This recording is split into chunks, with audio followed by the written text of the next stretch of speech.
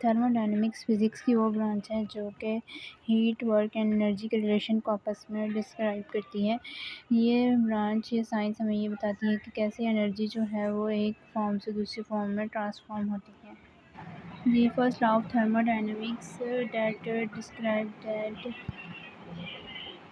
the internal energy of the system and work done on the system, यानी कि ये law जो है जिसको law of conservation of energy भी कहा जाता है, ये हमें बताता है कि अगर किसी भी सिस्टम को एनर्जी प्रोवाइड की जाए तो वो एनर्जी दो तरह काम करती है। या एक तो सिस्टम की इंटरनल एनर्जी को बढ़ा देती है, दूसरा उस एनर्जी से उस सिस्टम में कुछ वर्क डन करवाती है। इसकी इक्वेशन है U is equals to Q plus W. U जो है वो टोटल एनर्जी है, Q यहाँ पे हीट है और W जो है वो यहाँ पे वर्क डन है। सेकेंड लॉ ऑफ थर्मोडायनेमिक्स, जिसको लॉ ऑफ एंट्रोपी भी किया जाता है, जो हमें ये बताता है कि इस यूनिवर्स की जो एंट्रोपी है वो हमेशा बढ़ती रहती है। एंट्रोपी किसी भी सिस्टम की रैंडम डिसऑर्डरनेस को कहा जाता है, किसी भी सिस्टम में जो बेतरतीबी आ जाती है। यानी कि अगर आप एक टेबल पर चाय का कप रखते हैं तो वो चाय का कप अगर गर्म है तो कुछ देर बाद वो खुद ब खुद ठंडा हो जाएगा, लेकिन वो खुद ब खुद दोबारा से गर्म नहीं हो सकता। यानी कि ये उस सिस्टम में जो है वो बेतरतीबी आ गई है, जो कि दोबारा वापस अपनी असली हालत में जाना बहुत मुश्किल है। इसी तरह यूनिवर्स जो है ये कायनात है, कायनात की जो हर चीज़ है वो बेतरतीबी की तरफ जा रही है। इसकी यूनिवर्स की जो एंट्रोपी है वो हमेशा बढ़ती रहती है। थर्ड लॉ ऑफ थर्मोडायनेमिक्स ये हमें बताता है कि अगर टेम्परेचर जो है वो 0 केल्विन है तो 0 केल्विन टेम्परेचर पे जो परफेक्ट क्रिस्टल होता है, क्रिस्टल की जो एंट्रोपी होती है वो 0 को अप्रोच कर देती है। यानी कि उस पॉइंट पे जो एटम्स की मूवमेंट होती है वो बिल्कुल ख़त्म हो जाती है, बिल्कुल स्टॉप हो जाती है और उसमें जो है वो रैंडम डिसऑर्डरनेस जो है वो क्रिएट हो जाती है। थर्मोडायनेमिक्स में स्टेट फंक्शन और पोटेंशियल के 4 बेसिक कंपोनेंट्स जो हैं वो हैं pressure, volume, internal energy and temperature. इन 4 चीज़ों पे डिपेंड करते हैं पोटेंशियल्स। थर्मोडायनेमिक पोटेंशियल्स तवानाई की वो मकदार होती है जो कि इस सिस्टम के अंदर मौजूद होती है और उसे काम करने के लिए इस्तेमाल किया जाता है। यानी कि ये पोटेंशियल एनर्जी होती है जो सिस्टम के अंदर काम हो रहा है उस काम के लिए इस्तेमाल की जाती है। इसकी मिसाल ऐसे है कि जैसे किसी बुलंदी पर मौजूद पानी में जो पोटेंशियल एनर्जी होती है वो पानी के अंदर जो पोटेंशियल एनर्जी होती है वो इसलिए इस्तेमाल की जाती है ताकि उसको फ्रॉम टॉप टू बॉटम जो है वो नीचे लाया।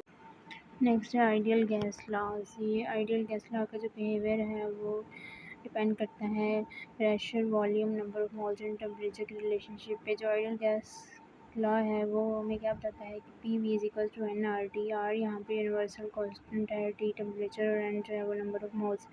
आइडियल गैस की जो एनर्जी होती है, इंटरनल एनर्जी, उसको हम लोग उसका जो इक्वेशन है U is equal to NCVT और एंथैल्पी जो है आइडियल गैस की NCPD।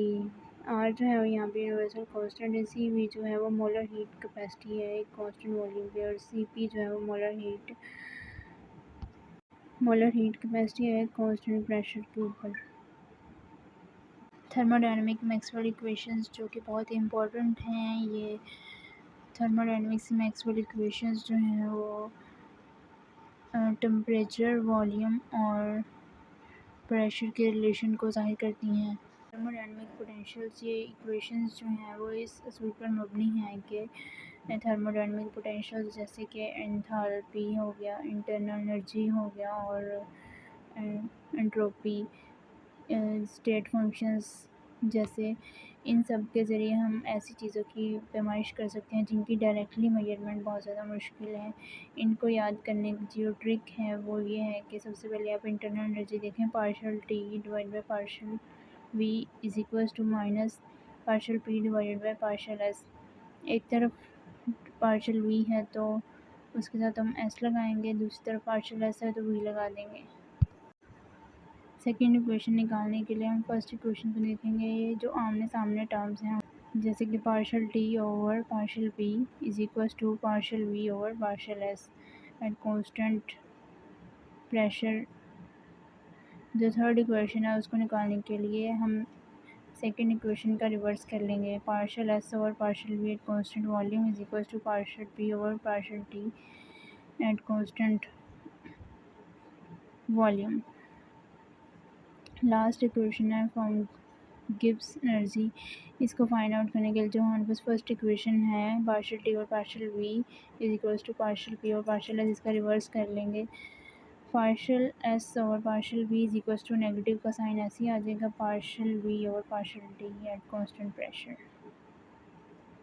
ये बहुत ही इजी और सिंपल ट्रिक है मैक्सवेल इक्वेशंस को याद करने की। ये बहुत ही इंपॉर्टेंट इक्वेशंस हैं। नेक्स्ट है वर्क एंड हीट ट्रांसफ़र। किसी भी सिस्टम के अंदर किसी भी जो गैस होती है जब वो कंप्रेस होती है या फिर एक्सपैंड होती है तो उस टाइम पीरियड के दौरान जो वर्क डन होता है उसकी इक्वेशन हमारे पास है W=-V1 V2 P dV। P pressure है और dV यानी कि चेंज जो हमारे पास आ रहा है वो वॉल्यूम में चेंज आ रहा है। नेक्स्ट है हमारे पास heat capacity. The amount of heat required to change the temperature. किसी भी सिस्टम के अंदर जो टेम्परेचर होता है उसको चेंज करने के लिए हमें कितनी हीट रिक्वायर होती है वो बताता है हमें हीट कैपेसिटी। हीट कैपेसिटी की इक्वेशन है Q=NC del T. Del T जो है वो चेंज इन टेम्परेचर को डिस्क्राइब करता है।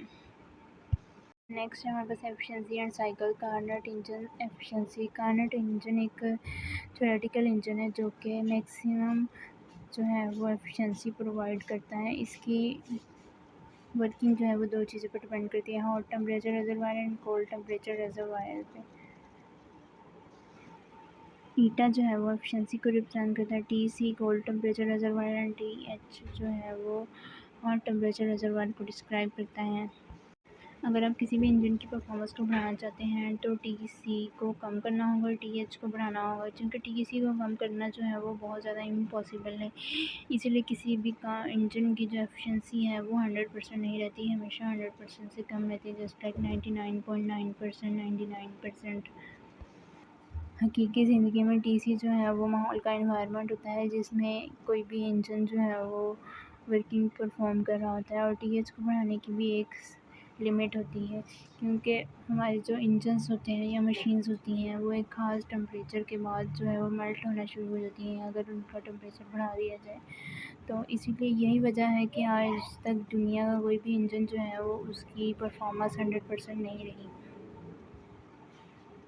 और ना ही कोई इंजन जो है वो 100% परफॉर्म कर सका है आज तक।